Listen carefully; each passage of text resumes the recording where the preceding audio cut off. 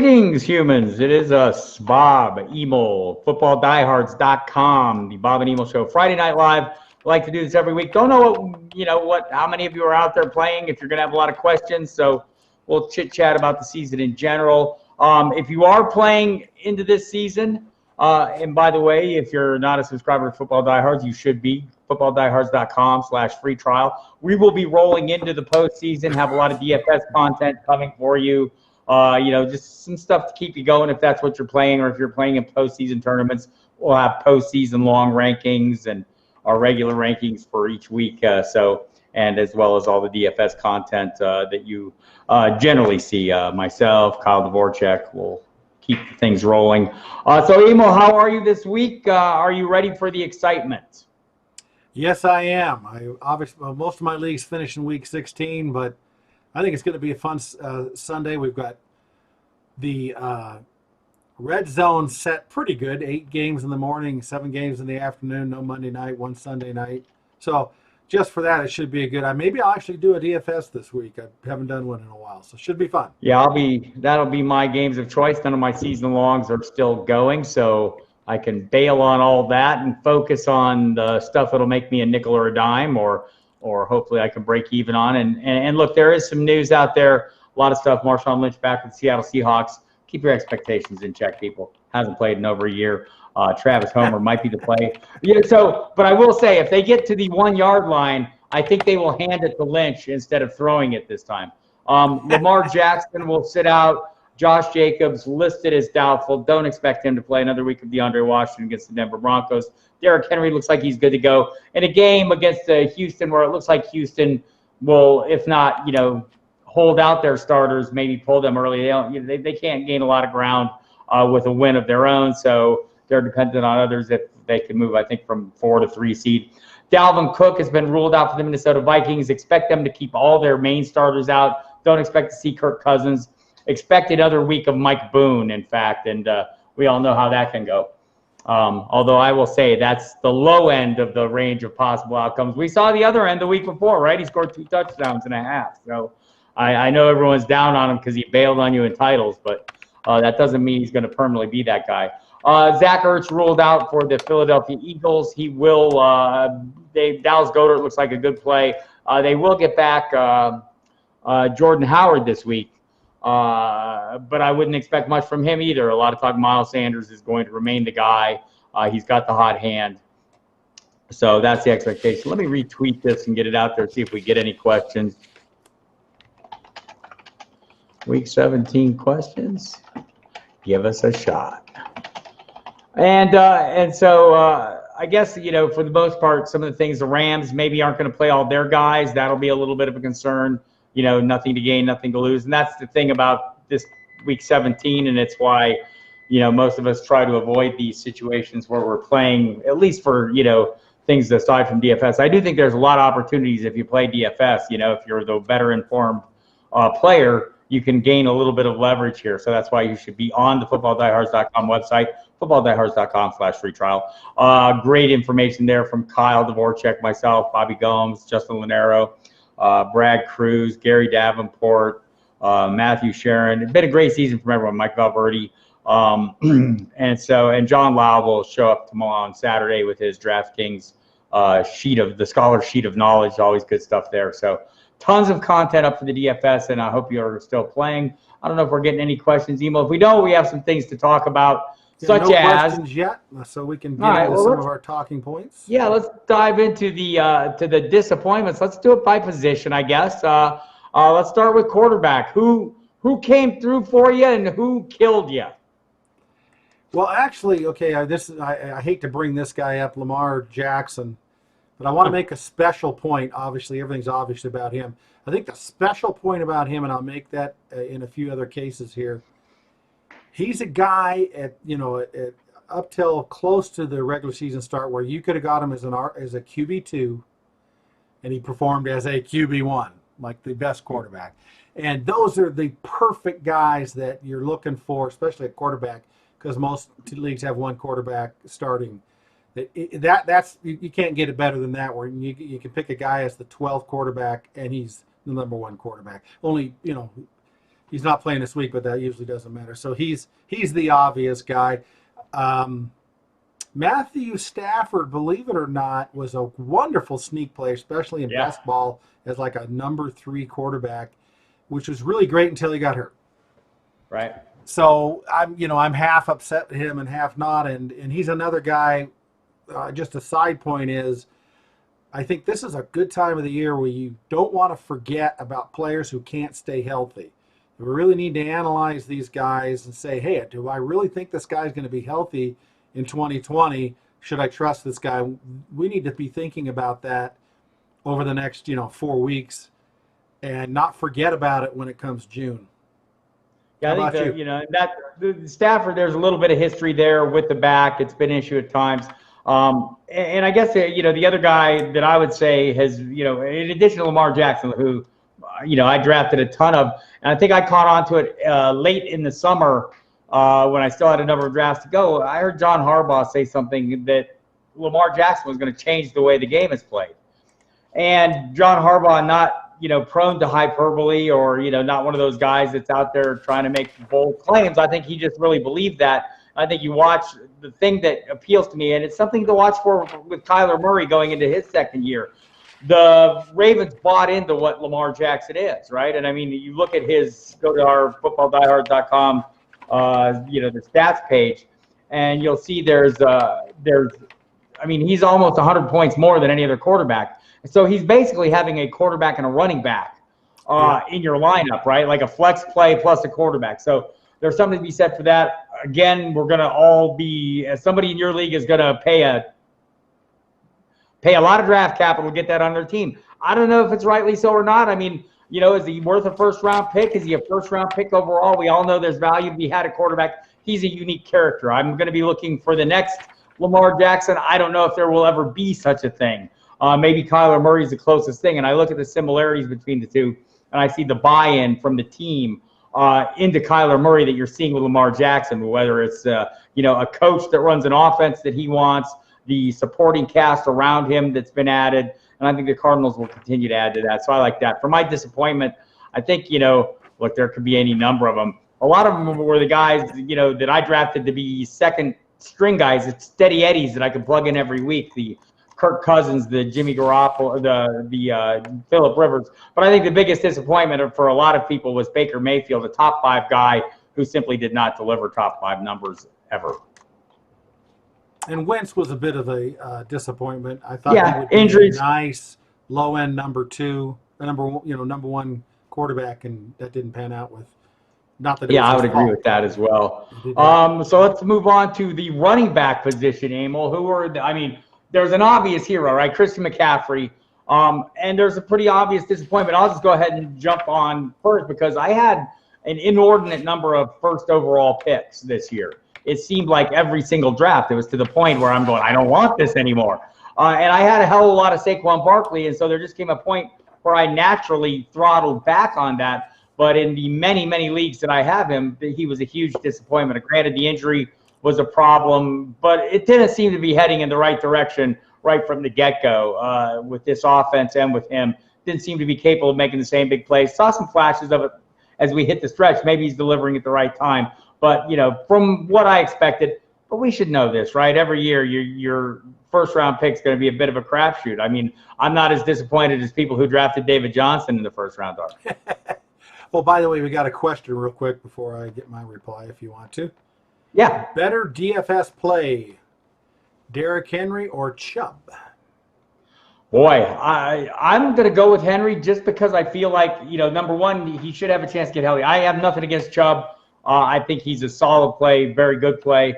I think Henry's a slightly better play given the matchup. And the Titans, all in. They need to get this win to get in the playoffs. I think they'll pull all the stops out. I like all the Titans in DFS, and I think his price is not prohibitive at all. Now, just off the top of my head, is Tennessee's playing the afternoon game? Is there a chance that they could be out already by then? I haven't studied that. No, so I don't know. Good. It's they're in and they win. Win and they're in. Right, I think is perfect opportunity for Henry, and a great thing that they rested him last week. So sounds like a nice DFS play. Yeah, exactly. Go ahead. I did like the price, by the way. Great. Back to the running back failures and successes. I want to make a couple other points. Leonard Fournette, Delvin Cook, those guys. Well, Delvin Cook was considered a top guy. These are the risks we take when guys in the previous years has failed. Both those guys had failed in the previous years. They were a little bit different ADP, but still, if you went and decided, okay, I'm gonna expect Fournette to come back, he did. Yeah. Of course, the team is not doing the greatest right now, and that may affect him a little bit. But those are guys that did what you thought they'd do, and a lot of times that's the risk. You've taken this injured guy who's had injury issues or performance issues, and you draft them according to the ADP or when you can get them, and they succeeded. So those are important to think about, because a lot of times we'll go for guys that we're hoping but it bombs, and you're just going, why did I do that? Well, here's a couple that have actually worked.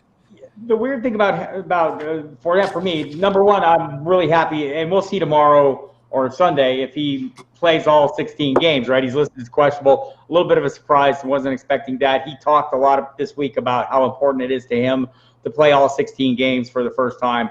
But he had such a, the receiving aspect added a lot to him, but the touchdowns did not. I think, what's he got, 3 or 4 touchdowns, 3 touchdowns, I think. Yeah. That number, there's reason to believe that could flop around, right? The touchdowns are always unpredictable, but he seemed to be very unlucky with the touchdowns. My feeling is he's going to be kind of a little bit of a bargain on draft day this summer, in 2020 because of that, because of the lack of touchdown equity. And maybe the touchdowns go up and the receptions go down for him. Yeah, PPR-wise, right now he's the number 7 running back. Who is your superstar at the position? Who is great values for you? And at running back? Yeah. Gosh, I don't know if I have one right off on the top of my list here. I will say this, which is kind of scary to say, but for guys who had Kenyon Drake, obviously at the end of the year, who picked him up and took a shot, 39 PPR points in week 15, 33 in week 16. I'm sure that won a lot of championships. Yeah, and that's the thing. We talk about this every summer. Is there's going to be a guy who you didn't expect that wins titles in leagues, right? We see it every year. I think Austin Eckler, not a late season run, but he probably got a lot of people there. I think players like, for me, Aaron Jones and a lot of that, there's the touchdown guy, right? Yep. You look at a guy with 19 touchdowns on the season, and it's hard for me to imagine anyone predicting that kind of output from him. But you were getting him in the 3rd round. I think he delivered phenomenal value. That was definitely a value. I think we got another DFS question. Another DFS. John Ross is a cheap option, good for upside? Yeah, kind of. I mean, I have a feeling this is going to be a run-heavy game. We're going to see a lot of Mixon. We're going to see a lot of Chubb, both sides. But I think Ross, if you're playing a tournament, is a great dart toss anytime. He can run past anybody. The Cleveland secondary, probably easier to run past than others. Maybe Andy Dalton's last game as a Bengal, and maybe he'll be looking to do some things. So, and also, if you let us know if you're asking a DFS question, if you are playing on one platform or the other, throw in the dollar value, or let us know which contest is so we can see, where he's at. There's a little bit of variance in them. So let us know about that if you think about it when you're asking questions. But I do think he's a reasonable dart toss. It's just, expect like last week was not great, and so kind of keep your expectations in check. A little bit of a dart toss for me.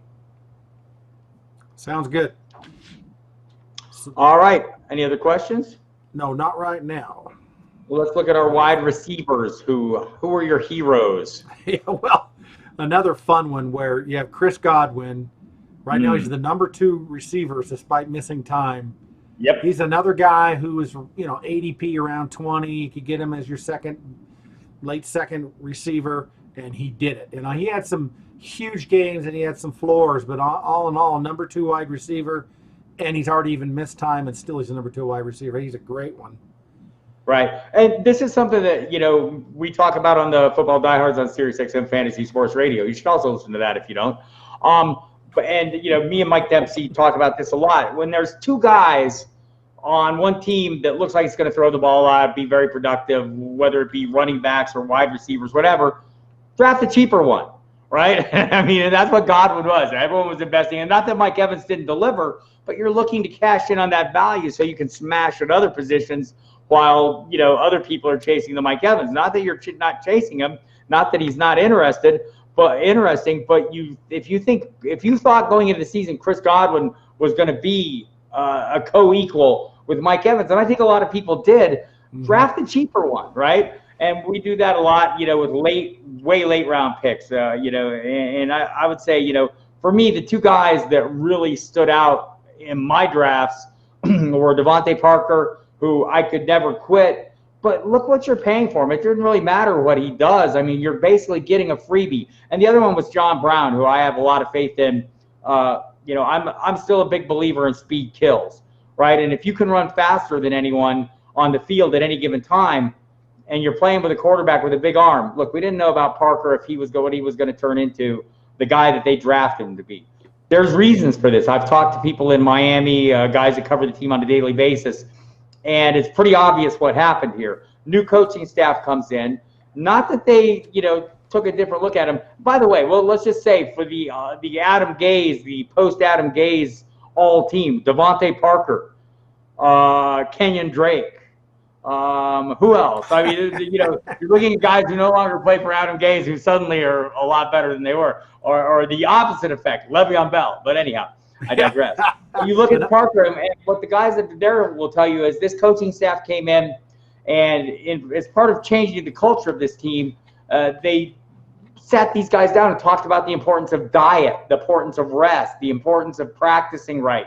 A lot of the things, the minutia that turns out is pretty important. There's no doubt Devontae Parker is a talented guy who the talent he's displaying now, he had all along. It's just how do you get it out of him? And now here we are as fantasy owners. If you invested in him, he's been a top 5 producer since about week 7.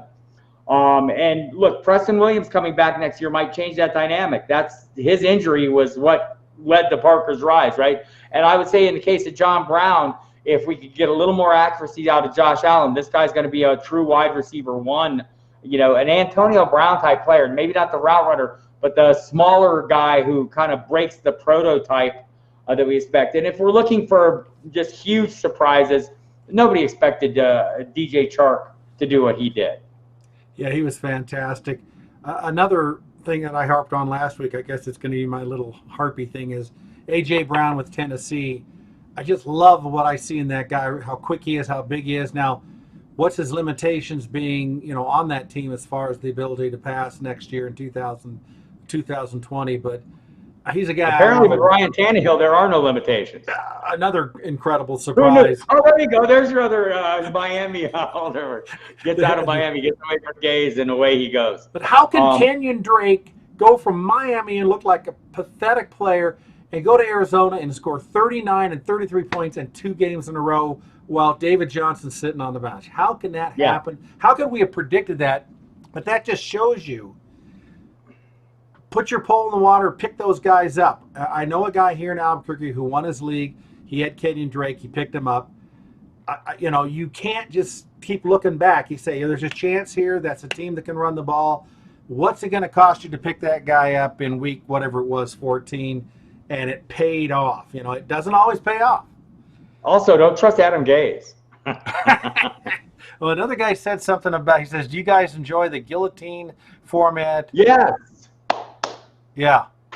Yeah, I did my first one this year. I made it, I think, to about week 10 or so and got that chop. It was harsh, but I learned a lot, playing my first one. You figure things out pretty quick about strategy, especially draft strategy. And I think for going into next year, that's something we'll maybe have more of on our site. It's definitely something I'll be playing more of, and I feel like I'll have a better idea for strategy. Like, you don't need the depth you think you do, right? I mean, you kind of go in with a more traditional draft. I think you need to draft a little differently. You don't need maybe necessarily a backup quarterback going in, just things that, nuanced things that I didn't realize going in. But yes, love the format and really enjoy playing it, and I'll be playing more of it. We got another question here. It says, do I play Tannehill, Dak, or Matty Ice, PPR? Oh, boy, I think, the Tampa Bay Atlanta game looks like the big score of the day. Vegas agrees with that.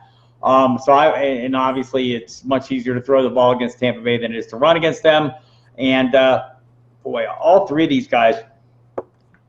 So if they're all in the same range, let's go ahead and throw out Dak, because why play the hurt guy if you have three options that are fairly equal? This is something I often do. That's not to say Dak can't have a huge game. It's just to say if he does, he's going to do it with numbing injections in his shoulder before and at halftime. So, I mean, and look, his kind of weapons have kind of let him down, right?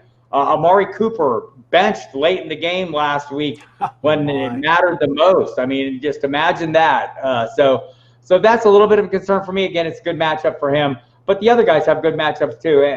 I'd probably lean Ryan over Tannehill, but I don't know that there's a wrong answer there. Let's see what the rankings. That sounds like good. I mean, we got. We have them 6 and 7 in our rankings this week. Ryan ahead of Tannehill, so I would go with Ryan. Sounds good. And it says here, Daniel Hunter or Dexter Fowler? IDP play? I guess so. Unfortunately, I'd probably avoid the Vikings. I don't know who they're going to play, so maybe I'd go the other way. Cool. That's all I got for now. All right, so let's jump back in. Were there any receivers disappointments or surprises that? Yeah, I hate to say T.Y. Hilton as a disappointment, but he's been a player that can play through injury for a few years now, and we kind of just forgotten about it. I picked him a lot in fairly high as my second or third receiver, and he just couldn't do it this year, and that definitely I'm not complaining. Right, the injuries were an issue, but also was Jacoby Brissett's play after the blazing start to the season, where he threw 14 touchdowns in the first 7 games, and then kind of fell off. Maybe some of that attributed to his knee injury, and I get that. And I try not to use guys that were injured in games, and so I want to refrain from picking on Brandon Cooks. But even when he's on the field, it hasn't been great, right? So that's been a problem for me with him. Some other guys that kind of leap out as guys that maybe underachieved in general. I mean, I had higher hopes for a number of guys. I mean, Tyreek Hill, you can't get on.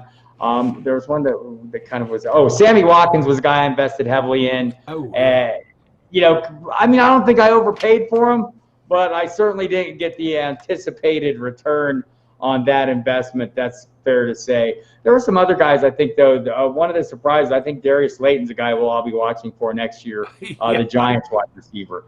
So tight end, who do you got?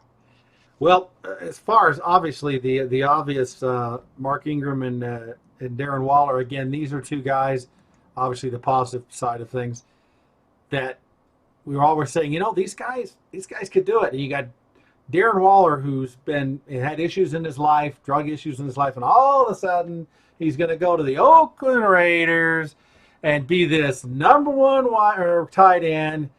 Do I believe this? But you could get him so low early on, and a lot of us did get him. I mean, low, and sure enough, he was incredible, and it came true. And of course, Mark Andrews. Andrews, we'd seen him before, and they do like to throw to the tight end, et cetera, et cetera, et cetera. Although they have a lot of tight ends there. Now Lamar, of course, going from his rookie year to his second year, all that hope that we've already previously talked about, it came true, which helped. He was able to really progress as a quarterback, as a passing quarterback. He didn't pass that well his first rookie year. He had to improve, and we all were expecting him to improve. But he put the work in, and he did. And of course, that helped Andrews very significantly. I think he's number 3. Number 2, I think. Is he number 2 right now? It may have been PPR versus non-PPR. I don't have an annoyance at tight end right now, a disappointment. I'll look one up while you talk. I'll give you one. I'll give you a handful. I think for me, I bought into some of the older guys who look. I mean, Tyler Eifert. I mean, ended up doing nothing. But some of the older guys just fell off the radar. I don't want to pick on Delaney Walker because he was injured, but I'll go ahead and pick on him. He did nothing. Tyler Eifert did nothing. Jimmy Graham did nothing. Jordan Reed, obviously the concussion suffered in the preseason, horrible injury. But I mean, he was such a tempting guy for me very late in drafts, right? A guy you could pick up and get basically for free. And I'm always looking for those free squares in season-long drafts. But I would say that, there's a handful of guys that I think going forward. Tyler Higbee, if you look at the way he's playing right now, I mean, he's doing things that nobody at the position has done. I don't know if that can carry over, if it's just a weird thing, but clearly he's leapfrogged over Gerald Everett, the guy we thought was going to be the real factor. And some of that is, he has a really good relationship with Jared Goff off the field as well as on the field. But in the last, I think, since week 13, he has more catches, targets, red zone targets, 100-yard games than all but 3 players. And so what does this do for 2020? Who's going to be the tight end for the Rams? Well, I think he's ahead of Everett now, he's clear cut. And I think next year, going into this season, what we're going to be thinking about is, are we still drafting a tight end in the top 3 rounds? This year it was Kelsey, Kittle, Zach Ertz. I think they paid off, but I think there were other guys you could have drafted later that also paid off. I think we'll all have our eye on Austin Hooper. Big paydays, big paydays. Yeah. Now the question is, we used to have this 3 level where you had 2 or 3 guys and then a tight end. Well, all of a sudden, maybe we don't now. We got 5 or 6, and that helps what you're saying. That helps you be able to draft lower. And then maybe there's a couple guys, Juju Smith maybe, or somebody like that, or even Higbee that you can get even later as your sleepers. So it's maybe tight end drafting is going to be a little different this year. Yeah, and there will be guys that emerge. Is Darren Fells the real thing? They got a bunch of young tight ends in Houston. I think it could be any of them at any given time, so that's a little tough. But some of those guys like T.J. Hawkinson, who ended on IR, had a big game or 2. Yeah. Noah Fant showed some big playability. I mean, maybe he's a guy that can develop, certainly. Maybe Mike Gesicki starts turning into the thing that he's been down the stretch here for Miami. Another guy in Miami that came out of nowhere. Right. I mean, I think maybe this coaching staff, I'll just go on the record here, and I've said it before the season, but I'll say it again. I like what Miami's done here. They went to a divisional rival that's had great success, extended over a long period of time. They took an up-and-coming young coach that had a lot of responsibility, maybe under the radar, and they're giving him a chance, and they're going to let him build a culture there. And I think if you're trying to copy a culture, whatever you think of the New England Patriots, fine, think of that, but also look at the end results at the end of each year. And I think it's not all, chicanery and subterfuge. I mean, there's a lot of concepts that they do there, a lot of things they do in New England that leads to success. And I would just say continuity is a big deal too, and it looks like these guys are in this for the long term. We'll see. Question here. Go. Okay, Higbee or Hooper? Who's going to have the better game? So this week, I mean, normally this would be an easy call, right? It would be Higbee right now, but I think I'll go with Hooper in this one just because there's a little bit of uncertainty about what the Rams' plan is in terms of playing time. We just aren't sure. It's such a smash matchup against Arizona.